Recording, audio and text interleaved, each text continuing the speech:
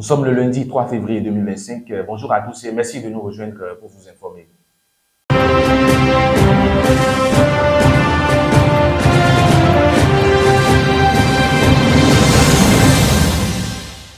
Ce samedi 1er février 2025, Adrien Moumbedi était en communion avec ses fidèles compagnons du parti politique du Renouveau démocratique, aujourd'hui membre de l'Union progressiste Le Renouveau.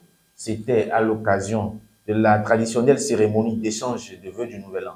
À la faveur de cette rencontre, l'ex-président de l'Assemblée nationale a plaidé pour les exilés et personnalités politiques en prison.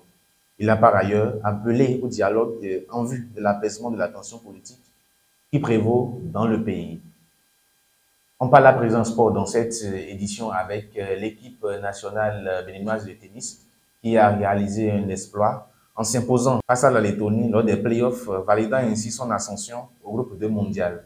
À l'issue d'une confrontation intense, le Bénin l'a emporté sur le score final de 3 victoires à 2. Dans le dernier match décisif, Sylvestre Monou a dominé Daniel Tent en 2-7, 6-3, 6-3 après 1h43 minutes de jeu. Une performance qui permet aux tennismen béninois de franchir une étape clé dans leur progression. Hors du Bénin, l'ambassade de la Côte d'Ivoire à Abuja tire sur la sonnette d'alarme. Un vaste réseau d'escroquerie piège des jeunes Ivoiriens attirés au Nigeria par la promesse trompeuse d'un départ vers l'Europe. Dans un courrier adressé au ministère ivoirien des Affaires étrangères, daté du 30 janvier et publié ce week-end, elle alerte sur le sort de plusieurs victimes. 10 d'entre elles ont réussi à échapper à leur ravisseur. Elles ont été rapatriées et sont attendues cet après-midi à Abidjan. Et pour finir, après avoir imposé dimanche 2 février des droits de douane au Canada, au Mexique et à la Chine, le président américain a de nouveau laissé entendre qu'il pourrait faire de même prochainement avec l'Union européenne. La Commission européenne a réagi fermement pour la première fois, rappelant que l'UE ne se laisserait pas faire. À Bruxelles, la riposte s'organise, mais l'Europe apparaît divisée sur la stratégie à adopter.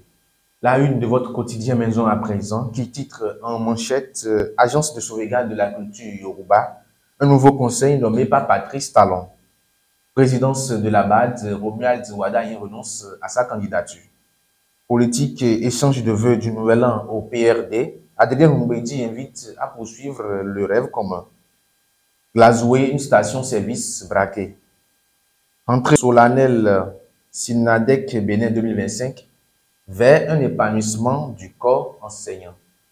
Ainsi se présente l'actualité ce matin. Merci de nous avoir suivis. À très vite.